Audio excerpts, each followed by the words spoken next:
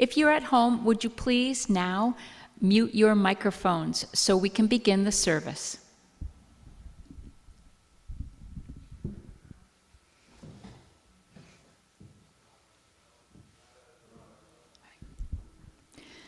Today I will be playing music that was either played at the March on Washington in 1963 or inspired by it and written shortly after.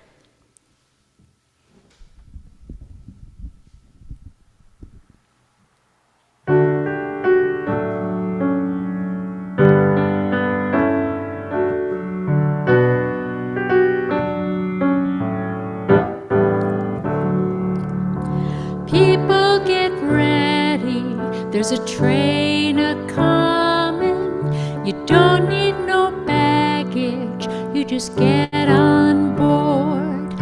All you need is faith to hear the diesels humming. Don't need no ticket, you just thank the Lord.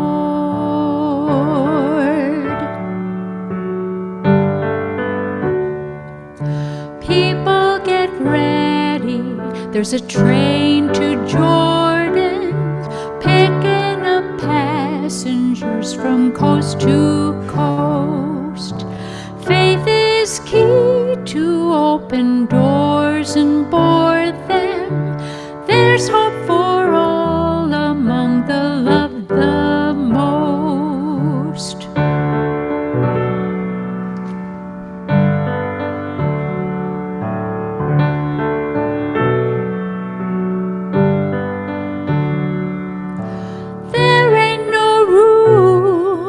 The hopeless sinner who would hurt all mankind just to save his own.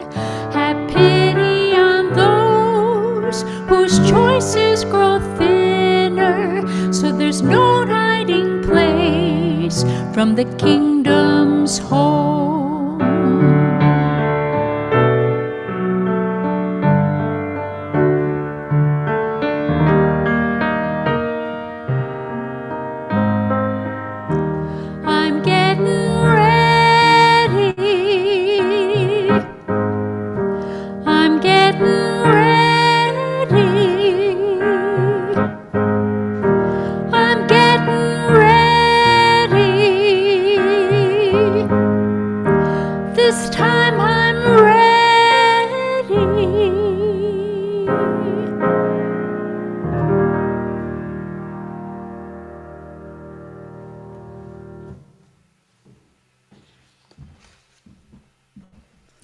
Welcome, dear friends. Welcome to our spiritual home, the Unitarian Universalist Church of Tarpon Springs.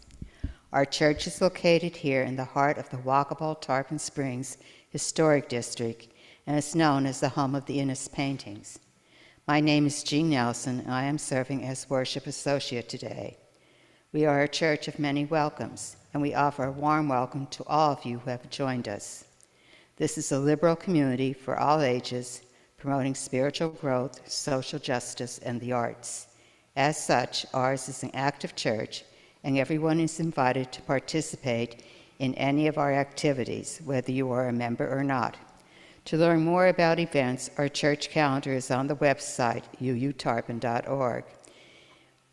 Or you can discuss activities with church members or our membership chair, who will contact you if we have your information. Although our children are not with us during the service at this time, we do have faith formation programming available with our gifted leader, Jami, Cruz. Children are gathering for their time together with her and a member of the congregation and meeting just outside the social hall.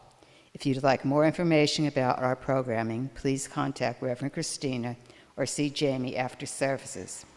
For those present with us in the building, we have a connection card available in the pews near the hymnals. If you fill one out and put it in the offering plate, we give it to one of our greeters, and we will be able to keep in touch with you. We are delighted to have Reverend Kristina Spaude leading the service today.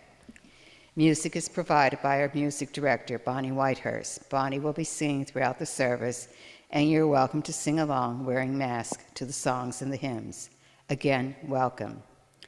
We light our chalice with these words by Eric Walker Winstrom. As we approach our agenda, let us remember that we are doing the work of the congregation. When we do the work of this congregation, we touch lives. When we touch lives, we change the world. May this chalice flame we now kindle remind us throughout the meeting of our ministry and our mission.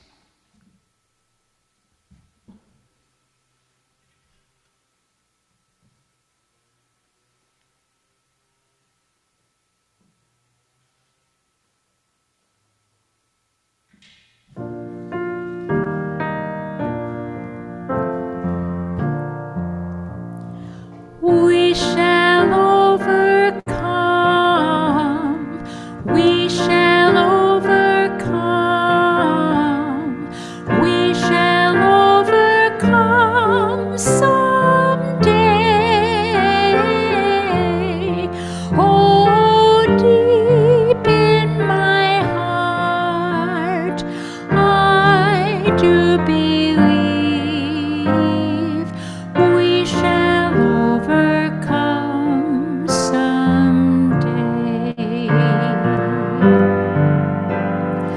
We'll walk hand in hand. We'll walk hand in hand. We'll walk hand in hand someday.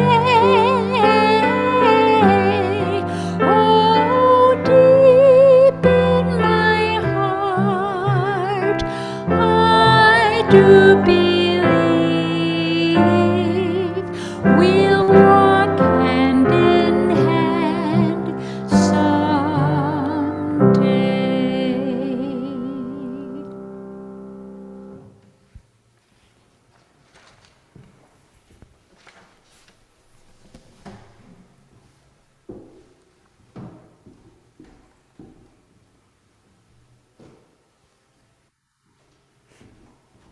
Our story today is The Turtle and the Voice of God, about Theodore Parker, written by Janine Grossmeyer. Once upon a time, about 200 years ago, there lived a boy named Theodore Parker. He lived on a farm in Massachusetts with his mother and his father and his 10 older brothers and sisters. In the summer of 1814, when Theodore was almost, but not quite, 4 years old, he was finally old enough to go with his father for walks around their farm. Theodore walked proudly next to his father, taking extra long strides to keep up. They walked by the chicken coop where the black and white speckled hens scratched all day in the dirt with their strong toes, and the rooster would cry, "Cock-a-doodle-doo," when he saw Theodore and his father go by. They walked by the barn where the cows lived, and the calves would stop eating to stare at them with their big brown eyes. They walked by the pond where the dragonflies darted, and the frogs would leap kerplunk, kersplash into the water. They walked by the fields where the corn grew tall, and the wind fluttered the tassels of the corn silk way up high. They walked by the pasture where the sheep grazed, and the ewes would call out, "Baa, baa," as Theodore and his father went by. They walked all the way around the farm every day, with Theodore walking a little farther and a little faster every day. Now one day, Theodore's father stopped to look at one of the sheep, and he kept looking for a very long time. Theodore was bored. So Theodore put stones into little piles, and when he was done, his father was still looking at the sheep. Then Theodore was very bored, so he climbed up on a rock and jumped off of it, and he did it over and over again. But when he was done, his father was still looking at that sheep. So now Theodore was very, very bored. He picked up a stick and drew lines in the dirt, but when he was done, his father was looking at a different sheep. "Father," Theodore asked, "may I please go home?" His father looked at him and looked at him some more. Theodore tried to stand up really tall because he was almost, even if not quite, 4 years old. "It's a long way back to the house," his father told him. "I won't get tired," Theodore promised. "It's a crooked path in some places," his father warned. "I know the way," Theodore said, standing up even taller. "Well then," his father replied, smiling a little, "off you go." So Theodore went walking with his stick in his hand. He walked by the pasture where the sheep were grazing and the lambs cried out, "Baa, baa," as Theodore went by. He walked by the fields where the corn grew tall and the wind fluttered the tassels of corn silk way up high. He walked by the pond where the dragonflies darted and the frogs kept leaping, kerplunk, kersplash, into the water. But then Theodore stopped and turned around and went back. He had seen something different today.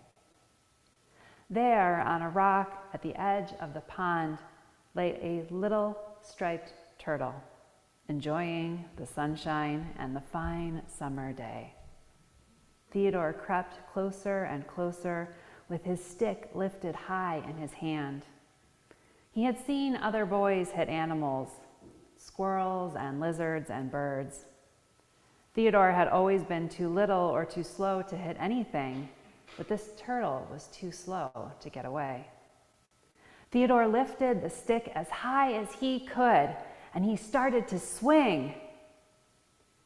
"It is wrong," boomed a voice, strong and clear, and Theodore stopped, frozen, with his stick still up in the air. "Wrong," said the voice one more time. Theodore looked all around. It wasn't his father's voice. It wasn't his mother's. It wasn't any of his 10 older brothers or sisters. It wasn't the voice of a neighbor or even a friend. There was absolutely no one else around. Theodore dropped the stick. The turtle crawled into the pool with a kersploosh and a ripple, and Theodore started to run. He ran past the barn where the cows lived, and all the calves stopped eating and stared at him with big brown eyes. He ran past the chicken coop where the rooster crowed every morning, and all the black and white hens stopped scratching in the dirt to watch as he ran by. He ran all the way home. He ran straight into his mother's arms. He told her about the sheep and the stick and the turtle, and then he told her about the voice. Who was that? Theodore wanted to know. Some call it your conscience, his mother told him, but I call it the voice of God. It guides us through our lives and tells us right from wrong. If you listen and obey it, then it will speak clearer and clearer, like the tolling of a bell, no matter how old you are. Even when I'm 4? Theodore asked. His mother smiled. Even when you're 4. Even when I'm 5? Yes. Even when you're 5 or 6, and even up to 50 and 60 and beyond. But if you stop listening or don't obey it, then the voice will get quieter and quieter until you can't hear it at all. Theodore grew up, and he got to be 4, and he got to be 5 and 6 and even more. And he always listened to that voice every single day. When he was all grown up, he became a Unitarian minister. People called him the Yankee Crusader because he was an abolitionist. He wanted to abolish slavery and help free the slaves. Some people agreed with him that slavery was wrong, but some people didn't. They argued with him and got angry with him, and some people even threatened to kill him. But Theodore always did what he knew to be right, even when he was scared, because no matter how old he was, he always listened to that inner voice of God.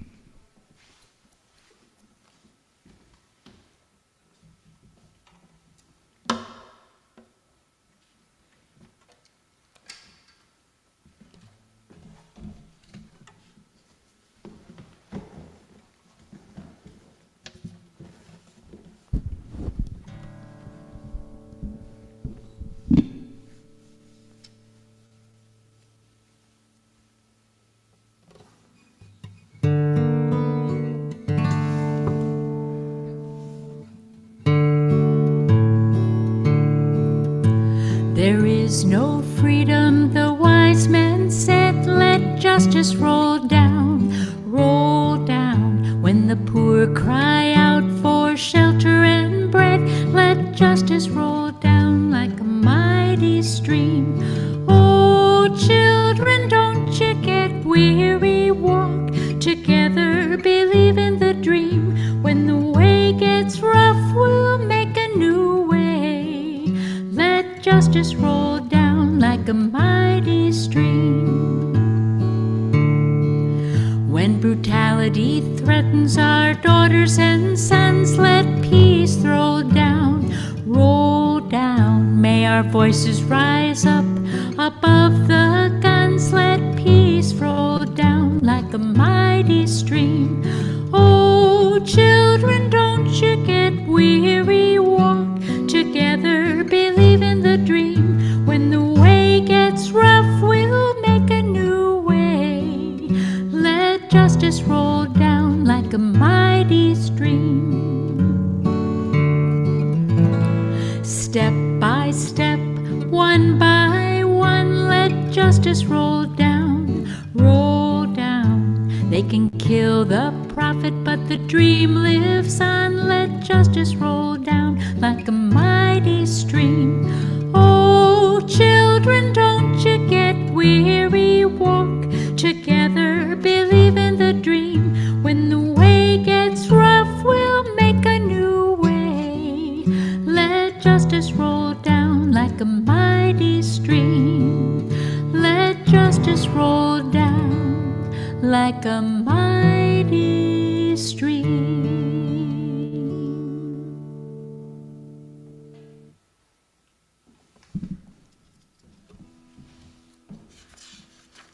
Now is the time in the service where we take our offering for the work and the welfare of this church. Ours is a free faith, which must sustain itself financially.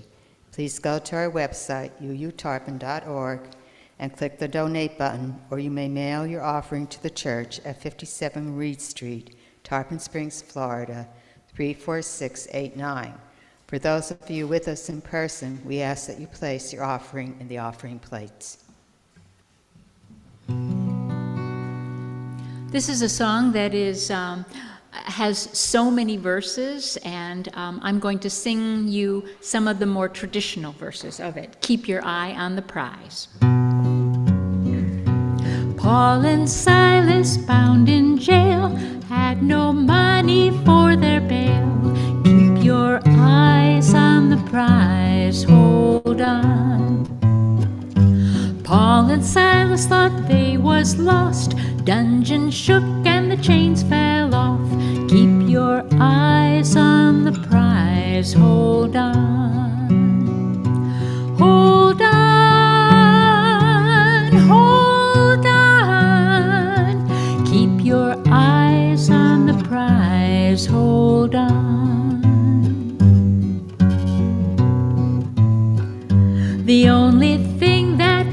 did wrong. We're staying in the wilderness too long. Keep your eyes on the prize, hold on. The only thing that we did right was the day we started to fight. Keep your eyes on the prize, hold on. Hold on, hold on. Keep your eyes on the prize, hold on.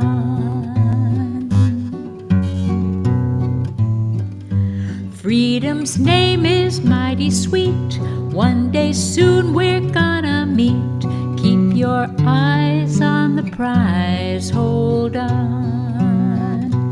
Got my hand on the gospel plow. Won't take nothing for my journey now. Keep your eyes on the prize, hold on. Hold on, hold on. Keep your eyes on the prize, hold on. Hold on, hold on. Keep your eyes on the prize, hold on.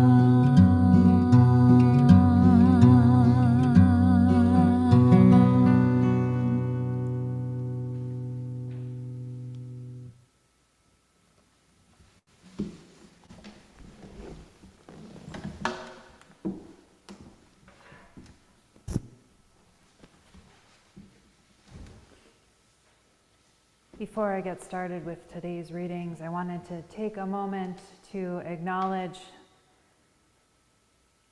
and offer a prayer of love for the people of Congregation Beth Israel in Texas who were assaulted yesterday during their worship service. As a people whose faith has also been assaulted in a similar way, I just want to make sure that we acknowledge what they have been through and send love to the people of that congregation as well as all of the Jewish faith.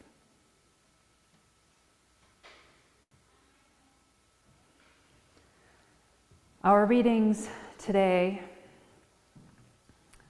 The King family this year is requesting no celebrations, only commemorations this Martin Luther King Jr. Day, and that there be no celebrations until there is legislation and to protect and support voting rights. In that spirit, the two short readings for today. The first from Senator Raphael Warnock. There is no question that voting rights is a moral issue. I have often said that democracy in a real sense is the political enactment of a spiritual idea. This notion that each of us is a child of God, and therefore we ought to have a vote and a voice in the direction of our country and our destiny within it. And so when we defend voting rights, this is much larger than a political exercise for me. It's really about the dignity of everybody's humanity and our ability to build a future that embraces all of us.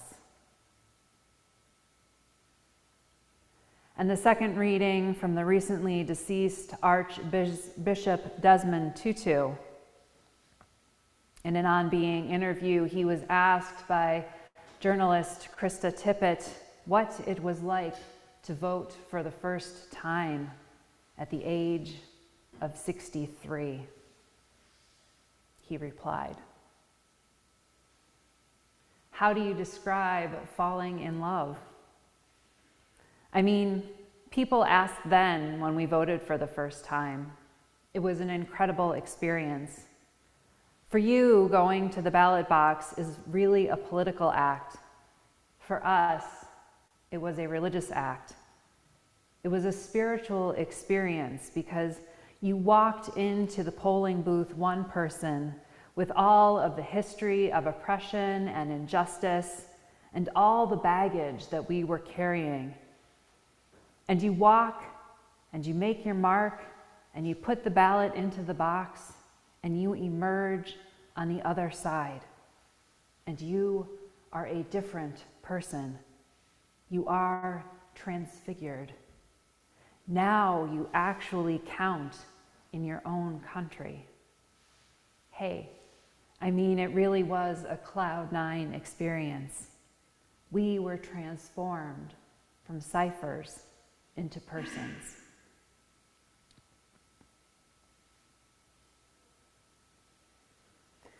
As the civil rights movement progressed, winning victory after victory in public accommodations and voting rights, it became increasingly conscious that these victories would not be secure or far-reaching without a radical improvement in the socioeconomic position of Black folks.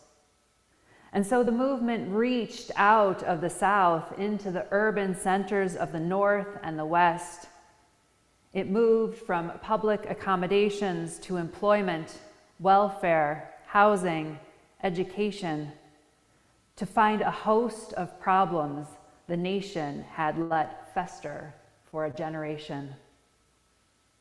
But these were not problems that affected Black folks alone or that could be solved easily with the movement's traditional protest tactics. These injustices were embedded not in ancient and obsolete institutional arrangements, but in the priorities of powerful vested interests, in the direction of public policy, in the allocation of our national resources. Sit-ins could integrate a lunch counter, but massive social investments and imaginative public policies were required to eliminate the deeper inequalities. These are the words of Bayard Rustin, written in 1970, published in his book, Down the Line. If you were alive at the time of the civil rights movement, undoubtedly you knew his name. He was featured on the cover of Life magazine and others.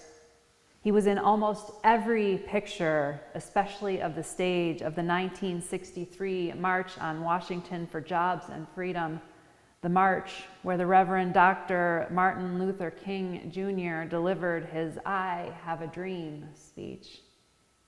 He was well known.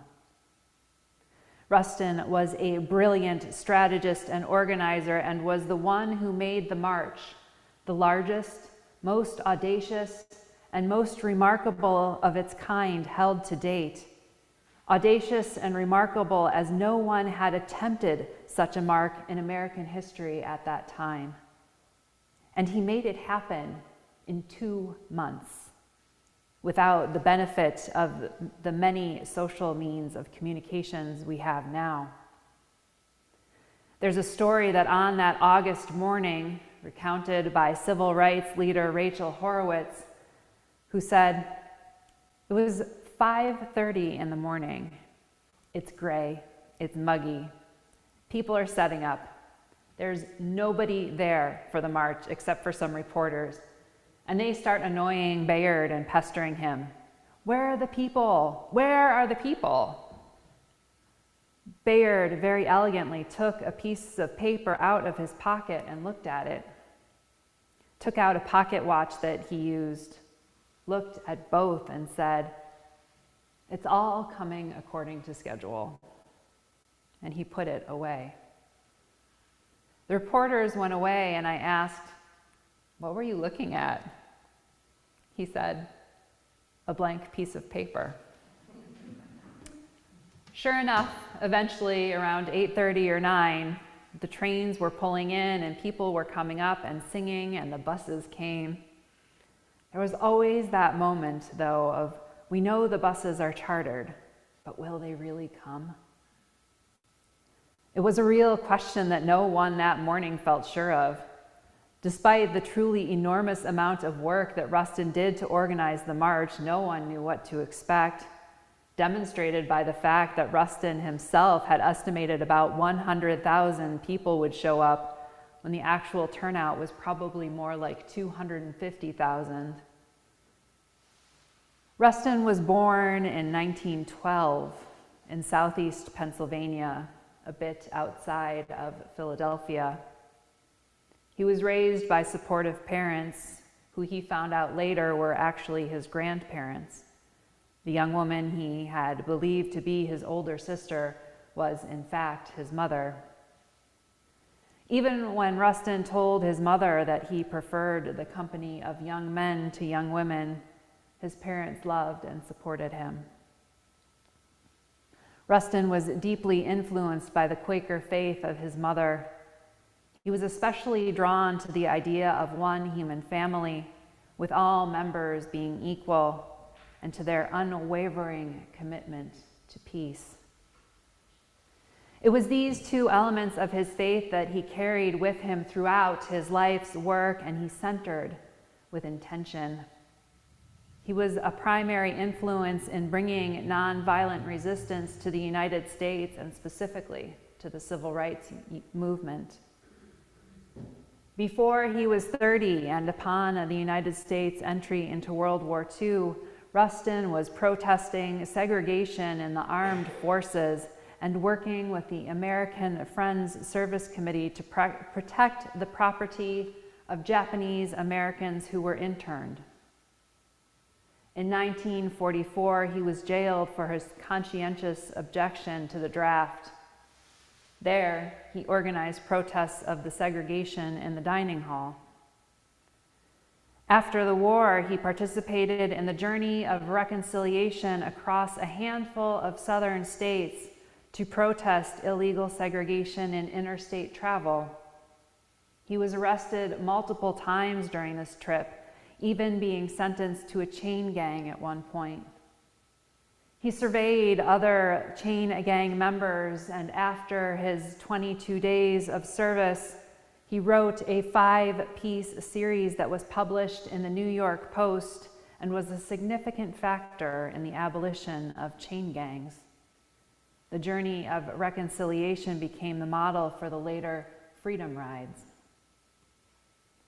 Already committed to pacifism and general principles of nonviolence, and impressed with Gandhi's work in the field, Rustin's interest grew, and he went on a 7-week trip to India to study Gandhian nonviolence philosophy and tactics. Within a few years, he was traveling the world, teaching these practices and principles to organizers and protesters. It was Rustin's work in the 1956 Montgomery bus boycott that made him a key advisor to Martin Luther King Jr. And it was Rustin's deep knowledge and practice of nonviolence that compelled the King to integrate nonviolence into the social movement they were laying the foundation for. From that time forward, Rustin served in a variety of roles as he worked with King, as organizer, strategist, proofreader, ghostwriter, philosophy teacher, and nonviolence educator. He was also instrumental in forming the Southern Christian Leadership Conference, which was established in 1957 to coordinate the action of local protest groups in the South, and for which King served as president. The SCLC helped local movements coordinate mass protest campaigns and voter registration drives all across the South, most notably in Albany, Georgia, Montgomery and Selma, Alabama, and St. Augustine, Florida. And he played a major role in the March on Washington for Jobs and Freedom. The SCLC also heightened the visibility of the Civil Rights Act of 1964 and Voting Rights Act of 1965, and was involved in the planning of the first iteration of the Poor People's Campaign. As if this wasn't legacy enough, Rustin wasn't just a Black civil rights advocate, organizer, strategist, and activist, and a nonviolence advocate and educator, which he did so thoroughly that in advance of the March on Washington, he coached the off-duty police officers and firefighters who had volunteered to serve as marshals in the ways of nonviolent crowd control that he had learned in India. He made them remove their guns. He was jailed more than 25 times for protesting, but Rustin was jailed once for homosexual activity. Rustin was an openly and unapologetically gay man for as long as he was aware of his sexuality.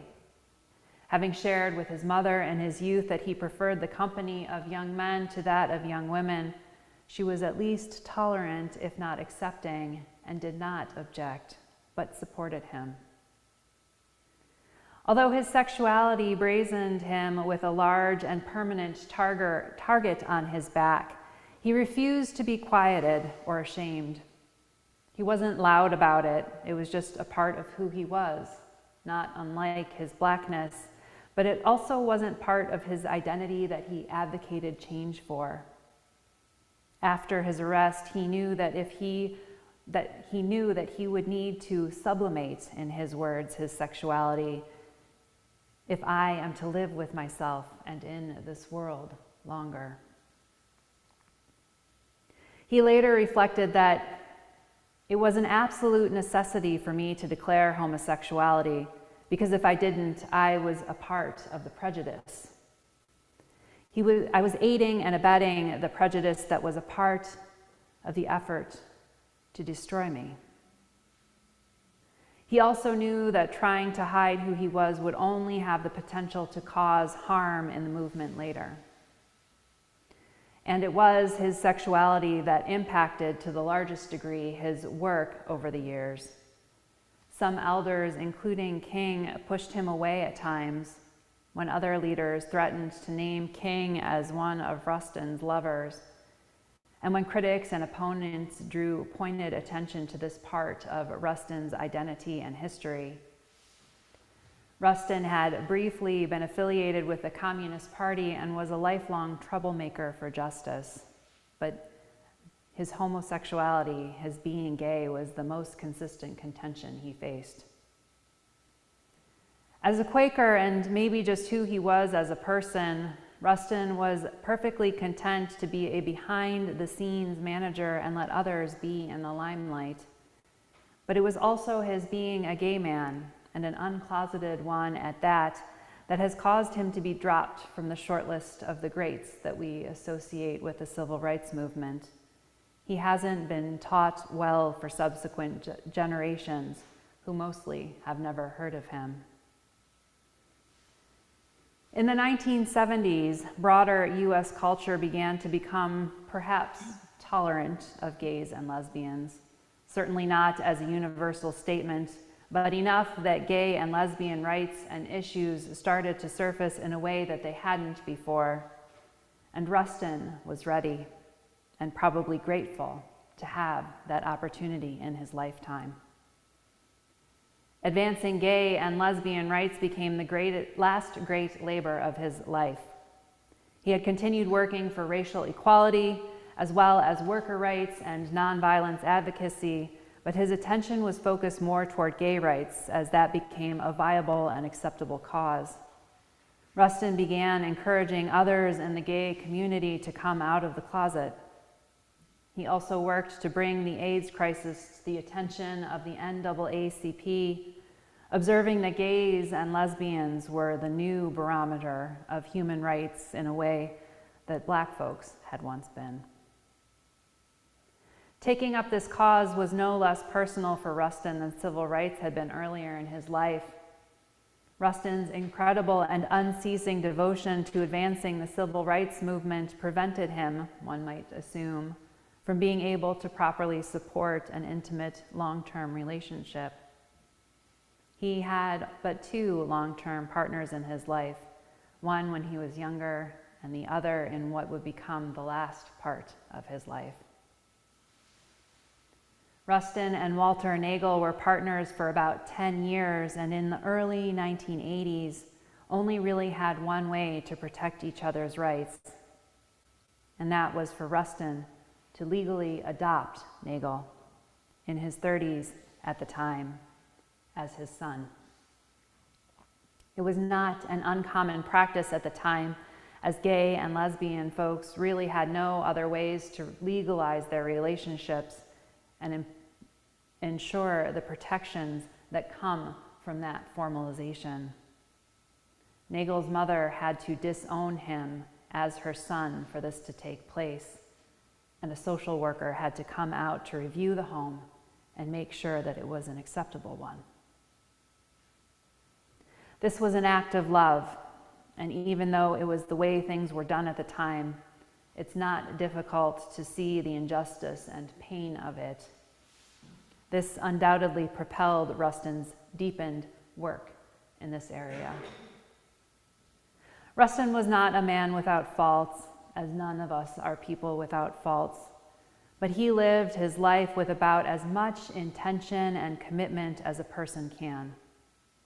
He worked for and served others for the entirety of his life, dying at the age of 75 following surgery on a perforated appendix, which occurred while he was in Haiti on a human rights visit, studying the prospect of democratic elections there. What might it look like for us to take a lesson from Rustin's prolific life? Of such commitment to nonviolence to implement its principles into every part of our work. Of such passion for justice that we work for it right up until the day we die. Of witnessing both the need to care for each other and change the systems that prevent equity and inclusion. He lived by the maxim that to be afraid is to behave as if the truth were not true. May we honor his legacy and do likewise, living more boldly and intentionally while making the way for more justice in this life. If you would please join me in singing our closing hymn, number 121, We'll Build a Land, number 121.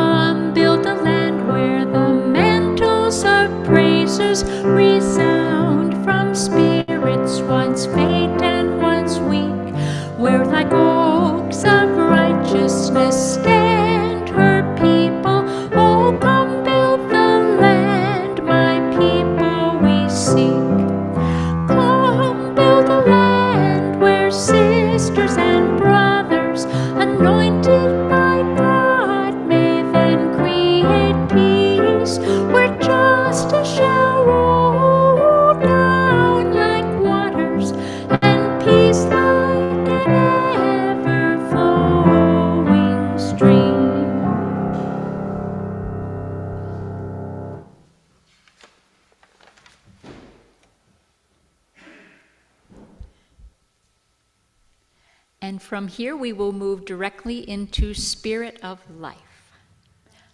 Number 1, 2, 3. Is that correct? Not yet. Closing words. Oh, My closing words. oh, your closing words. Okay. Okay.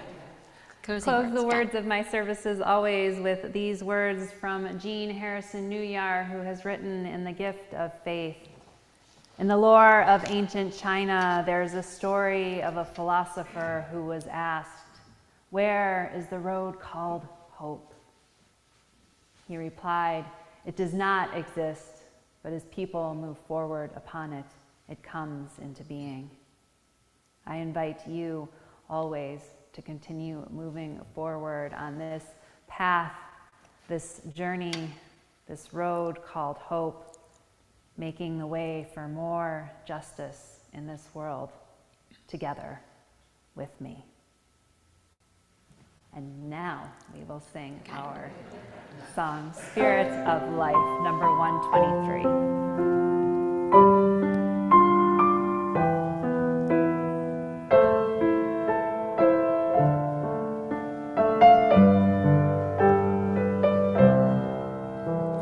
Spirit of life, come unto me. Sing in my heart all the stirrings of compassion.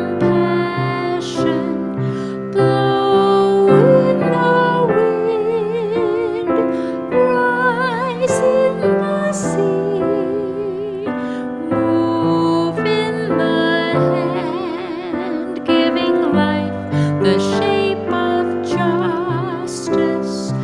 Roots hold me close, wings set me free. Spirit of life, come to me, come to me.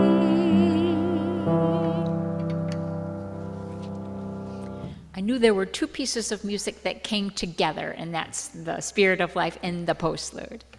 And now I'd like to sing the song, I Wish I Knew How It Would Feel to Be Free, written by Billy Taylor in the 60s, and he wrote it for his daughter.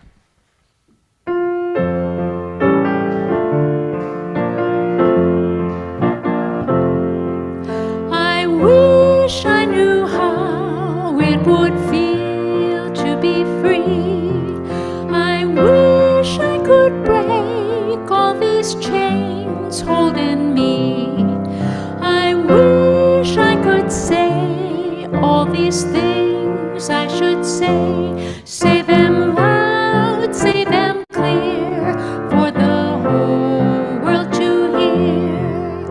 I wish I could share all the love in my heart, remove all the bars that still keep us apart. I wish you could know what it means to be me, then you'd see and agree everyone should be free.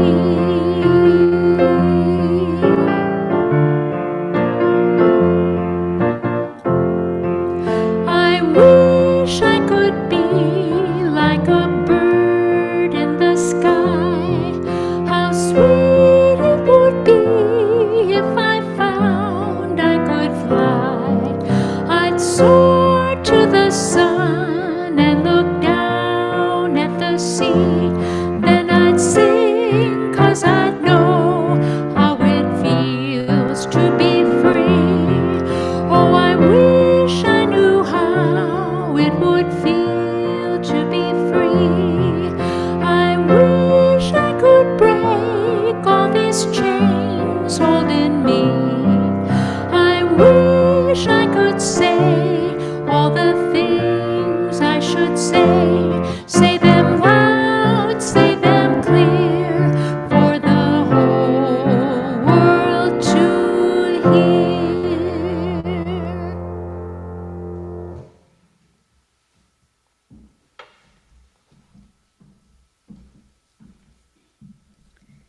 hope you have found meaning in today's service. We close with these words from Robin F. Gray. The flame is extinguished, but not our hope for the future, our courage in the face of crisis, or the love we share in the world.